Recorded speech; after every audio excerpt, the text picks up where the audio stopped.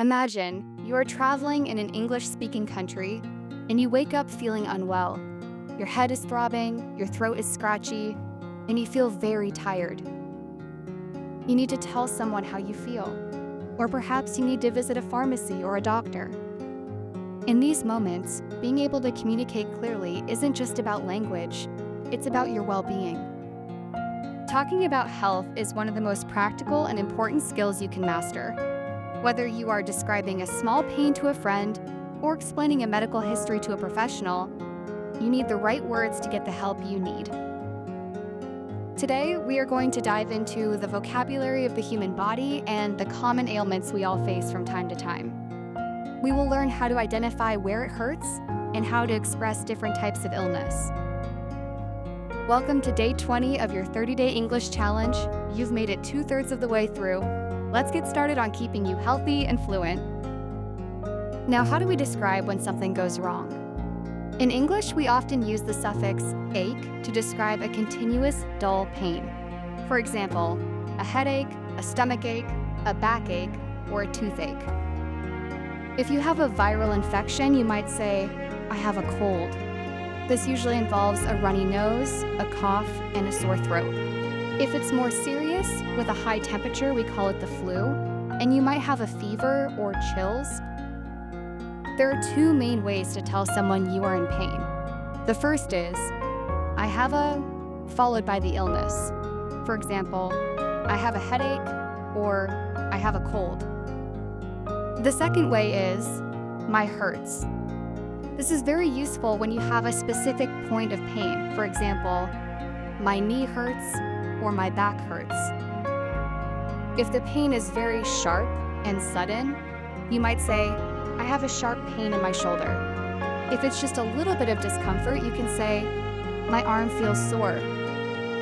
Knowing the difference between a headache and "my head hurts" is small, but using both will make your English sound much more natural. Let's put this into practice. I'm going to describe some symptoms, and I want you to tell me what the person has or what hurts. Speak your answer out loud. Scenario 1. John woke up this morning and his head feels like it's being squeezed. He finds it hard to look at bright lights. What does John have? That's right, John has a headache. Let's say it together.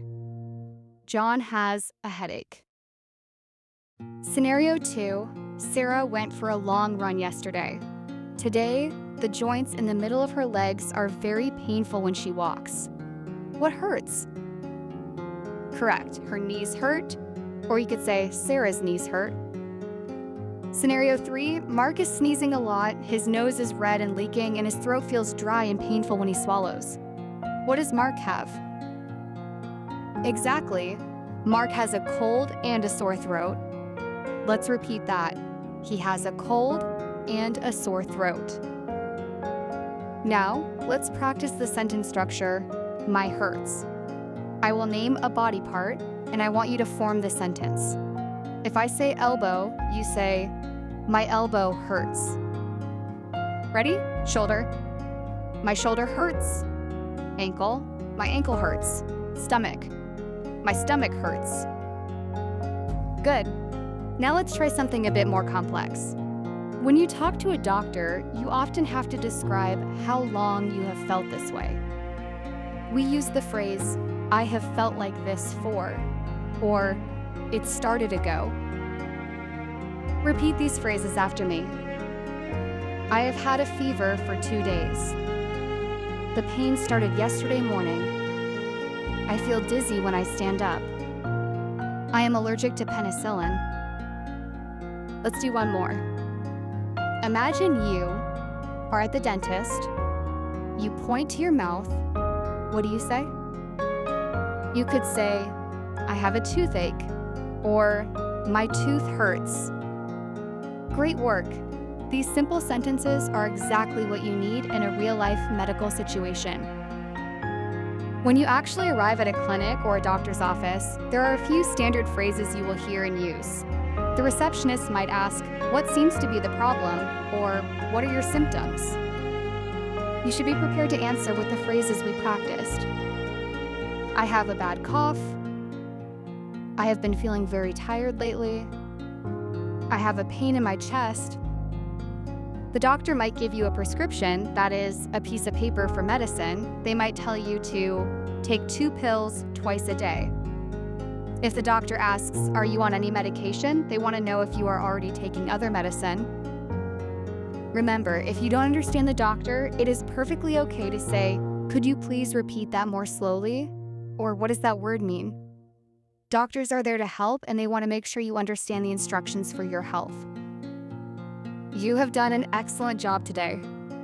Health vocabulary can feel a bit overwhelming because there are so many specific words, but you've mastered the most important ones. Now for your Day 20 challenge.